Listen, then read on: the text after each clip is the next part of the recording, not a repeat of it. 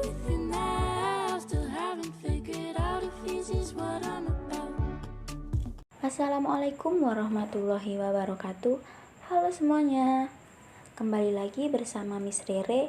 Kali ini kita akan belajar tentang materi genetik dan hukum pewarisan sifat. Tujuan pembelajaran hari ini yaitu 1. Mendeskripsikan konsep pembawaan sifat, 2. Mendeskripsikan konsep pewarisan sifat, 3. Mendeskripsikan proses pewarisan sifat pada manusia. Pertama yang akan kita bahas yaitu tentang materi genetik yang terdiri dari 1 kromosom, 2 gen, dan 3 asam nukleat. Pertama kita akan bahas tentang kromosom. Kromosom adalah benang halus yang membawa informasi genetik atau gen yang terdiri dari bagian sentromer dan lengan kromosom. Macam-macam kromosom berdasarkan letak sentromernya yaitu metasentris, submetasentris, akrosentris, dan juga telosentris. Kromosom yang saling berpasangan disebut sebagai kromosom homolog. Kromosom yang terdiri dari satu set kromosom disebut kromosom haploid. Sedangkan kromosom yang terdiri dari satu set kromosom disebut sebagai kromosom diploid. Manusia memiliki kromosom sebanyak 46 buah atau sebanyak 23 pasang yang terdiri dari kromosom tubuh atau autosom dan kromosom kelamin atau gonosom.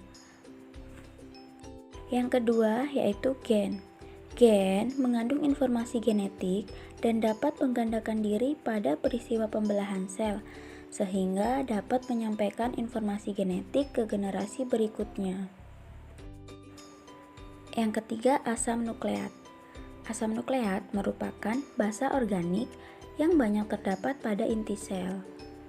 Asam nukleat dibedakan menjadi DNA dan RNA. Asam deoksiribonukleat atau DNA sebagian besar terdapat pada inti sel, berbentuk rantai panjang berpilin ganda atau double helix, terdiri dari polinukleotida. Tiap nukleotida mengandung basa nitrogen, gugus fosfat, dan gula deoksiribosa. Basa nitrogen DNA terdiri dari adenin selalu berpasangan dengan timin dan guanin selalu berpasangan dengan sitosin. Fungsi dari DNA yaitu mengendalikan aktivitas sel dengan memerintahkan penyusunan berbagai macam protein. Struktur dari DNA yaitu memiliki rantai panjang yang berpilin ganda, kemudian di dalamnya terdapat basa nitrogen yang selalu berpasangan, yaitu adenin berpasangan dengan timin, kemudian guanin berpasangan dengan sitosin. Kemudian terdapat gugus fosfat dan juga gula deoksiribosa. Asam ribonukleat atau RNA terdapat di sitoplasma, ribosom, berbentuk rantai pendek tunggal, terdiri dari polinukleotida yang mengandung basa nitrogen, gugus fosfat, dan gula ribosa. Basa nitrogen yang dimiliki yaitu adenin, guanin, urasil, dan juga sitosin. Fungsi RNA yaitu sebagai penyusun protein. Struktur RNA yaitu berbentuk rantai pendek, memiliki basa nitrogen, adenin, guanin, urasil, dan juga sitosin, memiliki gula ribosa, dan juga terdapat gugus fosfat. Selanjutnya, kita akan membahas hukum pewarisan sifat.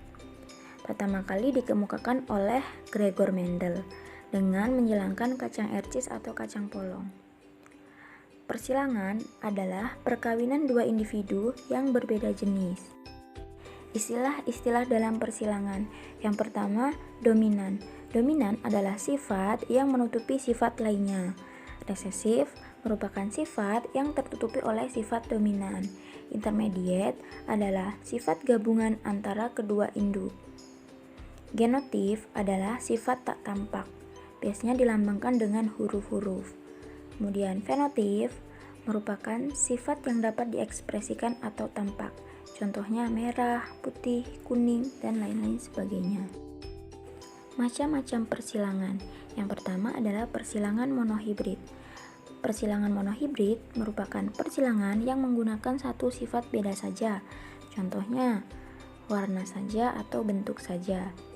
Persilangan monohibrid terbagi menjadi monohibrid dominan penuh dan persilangan monohibrid intermediate.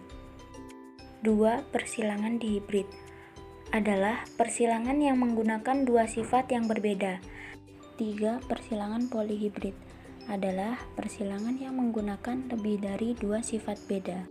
Contoh persilangan monohibrid dominan penuh. P1, M besar atau merah disilangkan dengan M kecil putih. Maka gamet P1-nya yaitu M besar dan M kecil. Sehingga F1-nya M besar, M kecil, yaitu merah. Kemudian P2-nya kita silangkan dengan sesamanya, yaitu merah M besar dengan M besar. Kemudian gamet P2-nya yaitu M besar, M kecil, M besar, M kecil. Kita masukkan ke dalam rumus. Nah, maka akan diperoleh fenotipnya yaitu sebesar 3:1, yaitu merah 3 dan putih 1. Contoh persilangan monohibrid intermediate.